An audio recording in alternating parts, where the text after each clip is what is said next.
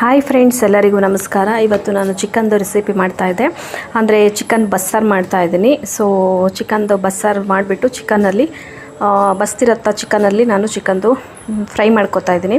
So ಅದನ್ನು ನಿಮ್ಮ ಜೊತೆ ಈ ವಿಡಿಯೋದಲ್ಲಿ ಶೇರ್ ಮಾಡ್ಕೋತಾ ಇದ್ದೀನಿ. ಮೊದಲಿಗೆ ನಾನು ಚಿಕನೆಲ್ಲ ತೊಳೆದಿಟ್ಕೊಂಡಿದ್ದೀನಿ. ಈಗ ಒಂದು ಕುಕ್ಕರ್ನ ತೊಗೊಂಡು ಅದಕ್ಕೆ ಸ್ವಲ್ಪ ಈರುಳ್ಳಿ, ಅರಿಶಿನ ಹಾಕಿಬಿಟ್ಟು ಸ್ವಲ್ಪ ಫ್ರೈ ಆದಮೇಲೆ ತೊಳೆದಿಟ್ಕೊಂಡಿರ್ತೀನಲ್ಲ ಆ ಚಿಕನ್ನ ಆ್ಯಡ್ ಮಾಡ್ತಾಯಿದ್ದೀನಿ. ನಾನು ಕುಕ್ಕರ್ನ ಬಳಸ್ತಾ ಇದ್ದೀನಿ. ನೀವು ಕುಕ್ಕರ್ ಬೇಡ ಅನ್ನೋರು ಪಾತ್ರೆ ಕೂಡ ಬೇಯಿಸ್ಕೋಬೋದು. ನಾನು ಕುಕ್ಕರ್ ಯೂಸ್ ಮಾಡ್ತಾ ಇರೋದು ರೀಸನ್ ಬಂದು, ಪಾತ್ರೆನಲ್ಲಾದರೆ ನಾವು 15 to 20 ಮಿನಿಟ್ಸ್ ಆದರೂ ಚಿಕನ್ ಬೇಯೋದಕ್ಕೆ ಟೈಮ್ ಕೊಡಬೇಕಾಗುತ್ತೆ. ಅದೇ ಈ ಥರ ಪ್ರೆಷರ್ ಕುಕ್ಕರ್ನಲ್ಲಾದರೆ ವಿಸಿಲ್ ಕೂಗ್ಸೋಕ್ಕೆ ಹೋಗಲ್ಲ, ಒಂದು 2 ಮಿನಿಟ್ಸ್ ಅಷ್ಟೇ. ಅದು ಪ್ರೆಷರ್ ಬಿಡುತ್ತಲ್ಲ ವಿಸಿಲಲ್ಲಿ, ಸೊ ಅಲ್ಲಿ ತನಕ ಅಷ್ಟೇ. ಆಮೇಲೆ ಆಫ್ ಮಾಡಿಬಿಟ್ರೆ ಚಿಕನ್ ಬಂದಿರುತ್ತೆ. ವಿಸಿಲ್ ಕೂಗ್ಸೋಕ್ಕೆ ಹೋದ್ರಂತೂ ಫುಲ್ ಎಲ್ಲ ಬೆಂದು ಕಲಸೋಗಿರುತ್ತೆ ಚಿಕನ್ ಎಲ್ಲ. ಸೊ ಹಾಗಾಗಿ ವಿಸಿಲ್ ಕೂಗ್ಸೋಕ್ಕೆ ಹೋಗಲ್ಲ. ಹಾಗಾಗಿ ಈ ಮೆಥಡ್ನ ನಾನು ಯೂಸ್ ಮಾಡಿ ಚಿಕನ್ ಸಾಂಬಾರನ್ನ ಬೇಗ ಆಗುತ್ತೆ ಅಂತೇಳಿ, ಮತ್ತು ಟೈಮು ಸೇವ್ ಆಗುತ್ತೆ ಅಂತೇಳಿ ಮಾಡ್ಕೋತೀನಿ. ಈಗ ನೋಡಿ, ಲಿಡ್ ಕ್ಲೋಸ್ ಮಾಡಿ ವಿಸಿಲ್ ಹಾಕ್ತಾಯಿದ್ದೀನಿ.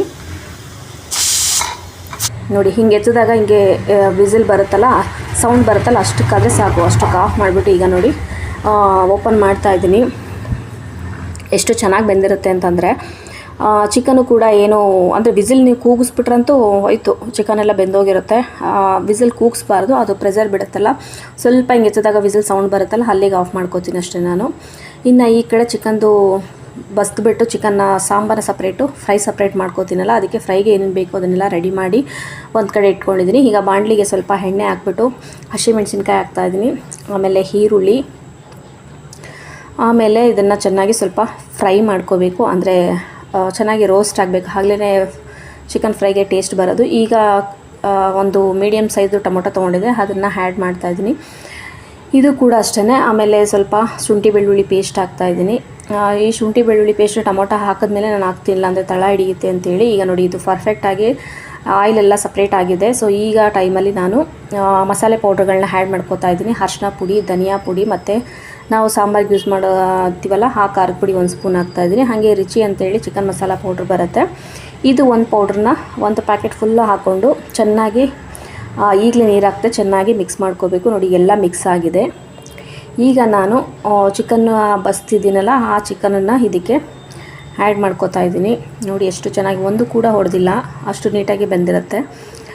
ಈಗ ಇದನ್ನೆಲ್ಲ ಚೆನ್ನಾಗಿ ಮಿಕ್ಸ್ ಮಾಡ್ಕೋಬೇಕು.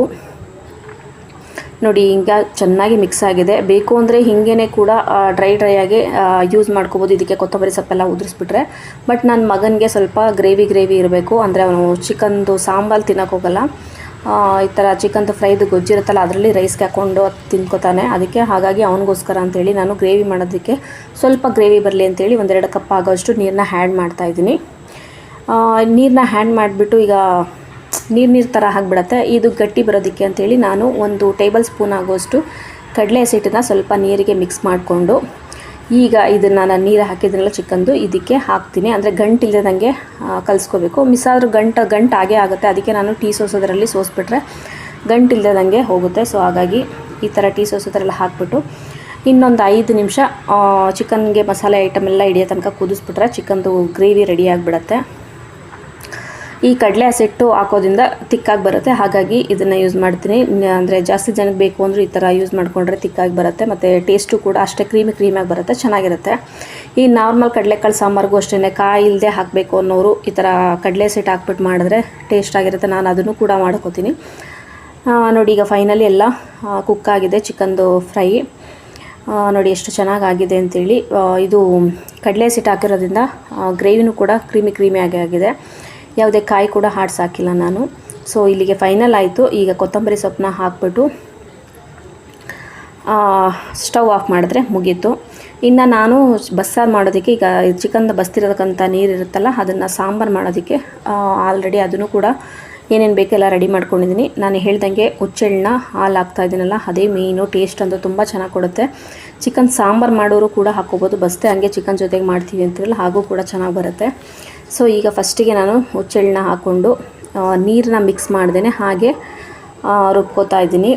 ಪೌಡ್ರ್ ಥರ ಮಾಡ್ಕೋತೀನಿ. ನೀರನ್ನ ಹಾಕ್ಬಿಟ್ರೆ ಹುಚ್ಚೆಳ್ಳೆಲ್ಲ ನೀಟಾಗಿ ಸವಿಯೋದಿಲ್ಲ, ಅಂದರೆ ಗ್ರೈಂಡ್ ಆಗೋದಿಲ್ಲ. ಹಾಗಾಗಿ ನೋಡಿ, ಈಗ ನುಣ್ಣಗಾದ್ಮೇಲೆ ಪೇಸ್ಟ್ ಇದು ಪೌಡ್ರ್ ಆದಮೇಲೆ ಇದಕ್ಕೆ ನೀರು ಹಾಕ್ಬಿಟ್ಟು ಈಗ ಇದನ್ನು ಹಾಲನ್ನೆಲ್ಲ ಸೋಸ್ಕೋತಾ ಇದ್ದೀನಿ. ಇದಕ್ಕೂ ನೀರು ಹಾಕ್ಬಿಟ್ಟು ಚೆನ್ನಾಗಿ ಸೋಸ್ಕೋಬೇಕು. ಒಂದು 2 ಸತಿನಾರು ಅದನ್ನು ತೆಗೆದು ಹಿಂಡು ಅದು 2 ಸತಿನಾರು ನಾವು ರುಬ್ಕೋಬೇಕಾಗುತ್ತೆ. ನೋಡಿ ಈಗ ಫಸ್ಟ್ ಟೈಮ್ ಆಗಿದೆ, ಇನ್ನೂ ಕೂಡ ಇದರಲ್ಲಿ ರುಬ್ಬಿದ್ರೆ ನೀರು ಹಾಕ್ಬಿಟ್ಟು ಇನ್ನೂ ಕೂಡ ಹಾಲು ಬರುತ್ತೆ. ಸೊ ಹಾಗಾಗಿ ಇನ್ನೂ ಒಂದು ಸತಿ ಕೂಡ ರುಬ್ಕೊಂಡು ಇದರದ್ದು ನೀಟಾಗಿ ಎಲ್ಲ ಹಾಲನ್ನು ತೊಗೊಂಡು ಸಾಂಬಾರಿಗೆ ಯೂಸ್ ಮಾಡ್ಕೊಳ್ಳೋದು. ಟೇಸ್ಟ್ ಅಂತೂ ಎಷ್ಟು ಚೆನ್ನಾಗಿರುತ್ತೆ ಅಂದರೆ ಇನ್ನೂ ತಿಂತಾನೆ ಮೊಳಕೆ ಕಾಳು ಸಾಂಬಾರಿಗೂ ನಾನು ಯೂಸ್ ಮಾಡ್ತೀನಿ ಇದನ್ನೆಲ್ಲ. ಟೇಸ್ಟ್ ಚೆನ್ನಾಗಿರುತ್ತೆ. ಕಡಲೆಕಾಳು ಸಾರು, ಮೊಳಕೆ ಕಾಳು ಸಾರಿಗೆ ಹಾಕಿದ್ರು ಕೂಡ ಈ ಮಸಾಲೆ ಸಾಂಬಾರು ಮಾಡ್ತೀವಲ್ಲ ಚೆನ್ನಾಗಿರುತ್ತೆ. ನೋಡಿ ಇಷ್ಟು ಹಾಲು ಬಂತು ಅದರಲ್ಲಿ. ಸೊ ಈಗ ಖಾರದ ಐಟಮ್ಗಳಂದರೆ ಕಾಯಿ, ಕೊತ್ತಂಬರಿ ಸೊಪ್ಪು ಇವನ್ನೆಲ್ಲ ಹಾಕ್ಕೊಂಡು ಒಂದು ಸತಿ ರುಬ್ಕೊಂಡ್ಬಿಡ್ತೀನಿ. ಇನ್ನೇನಿಲ್ಲ, ಅದು ಚಿಕನ್ ಮಸಾಲ ರೆಡಿಯಾಗಿದೆ. ಈಗ ನೋಡಿ ಕಾಯೆಲ್ಲ ಸ್ವಲ್ಪ ಸವದ ಮೇಲೆ ಇದಕ್ಕೆ ಸ್ವಲ್ಪ ಖಾರದ ಪುಡಿ ಅಂದರೆ ಸಾಂಬಾರು ಖಾರದ ಪುಡಿ ಹಾಕ್ಕೊಂಡು ಈಗ ರುಬ್ಕೊಂಡಿದ್ದಾಗಿದೆ. ಈಗ ನೋಡಿ ಚಿಕನ್ ಬಸ್ತಿದ್ದೀವಲ್ಲ ಆ ನೀರಿಗೆನೆ ಈ ರುಬ್ಬಿರೋಂಥ ಖಾರ ಮತ್ತು ಹುಚ್ಚೆಳ್ಳಿನ ಹಾಲು ಇದೆಯಲ್ಲ ಅದನ್ನು ಎರಡನ್ನೂ ಚೆನ್ನಾಗಿ ಮಿಕ್ಸ್ ಮಾಡಿಬಿಟ್ಟು ಒಂದು 5 ನಿಮಿಷ ಕುದಿಸಿದ್ರೆ ಸಾಂಬಾರು ರೆಡಿ ಆಗುತ್ತೆ. ನೋಡ್ತಾ ಇರ್ಬೋದು ಈಗಲೇ ಎಷ್ಟು ಚೆನ್ನಾಗಿ ಬಂದಿದೆ ಅಂತೇಳಿ. ಅಂದರೆ ನಿಮಗೆ ಗ್ರೇವಿ ಅಂದರೆ ನೀರಿನಂಗೆ ಬೇಕಾ ಗಟ್ಟಿ ಬೇಕಾ ಹೆಂಗೆ ಬೇಕು ಹಂಗೆ ನೋಡಿಕೊಂಡು ನೀರನ್ನ ಮಿಕ್ಸ್ ಮಾಡ್ಕೊಳ್ಳಿ. ಈಗ ಸ್ವಲ್ಪ ಉಪ್ಪು ಹಾಕ್ಬಿಟ್ಟು ರುಚಿಗೆ ತಕ್ಕಷ್ಟು ಉಪ್ಪು ಹಾಕ್ಬಿಟ್ಟು ಚೆನ್ನಾಗಿ ಮಿಕ್ಸ್ ಮಾಡೋದಷ್ಟೇ. ಒಂದು 5 ನಿಮಿಷ ಕುದಿದ್ರೆ ಸಾಕಾಗುತ್ತೆ. ಆಲ್ರೆಡಿ ನೀರೆಲ್ಲ ಬೆಂದಿದೆಯಲ್ಲ, ಸೊ ಹಾಗಾಗಿ ಈಗ ನೋಡಿ ಪರ್ಫೆಕ್ಟಾಗಿ ಆಗಿದೆ. ಎಲ್ಲ ಸಾಂಬಾರು ಆಯಿತು, ಚಿಕನ್ದು ಮಸಾಲೆನೂ ಆಯಿತು, ಎಲ್ಲ ರೆಡಿ ಆಯಿತು. ಈಗ ಸರ್ವ್ ಮಾಡೋಕ್ಕೆ ನನ್ನ ಹಸ್ಬೆಂಡ್ಗೆ ಹಾಕಿದ್ದೀನಿ ತಟ್ಟೆಗೆ. ನೋಡಿ ಎಷ್ಟು ಚೆನ್ನಾಗಿ ಕಾಣ್ತಾ ಇದೆ ಅಂತೇಳಿ. ಟೇಸ್ಟ್ ಅಂತೂ ಅದ್ಭುತವಾಗಿರುತ್ತೆ. ಸೊ ಇದಾಗಿತ್ತು ಇವತ್ತಿನ ವಿಡಿಯೋ. ಯಾರೆಲ್ಲ ವಿಡಿಯೋ ನೋಡ್ತಾ ಇದ್ದೀರಾ ಸಬ್ಸ್ಕ್ರೈಬ್ ಮಾಡ್ಕೊಂಡು ನೋಡಿ. ಹಾಗೆ thank you for watching. Take care and bye.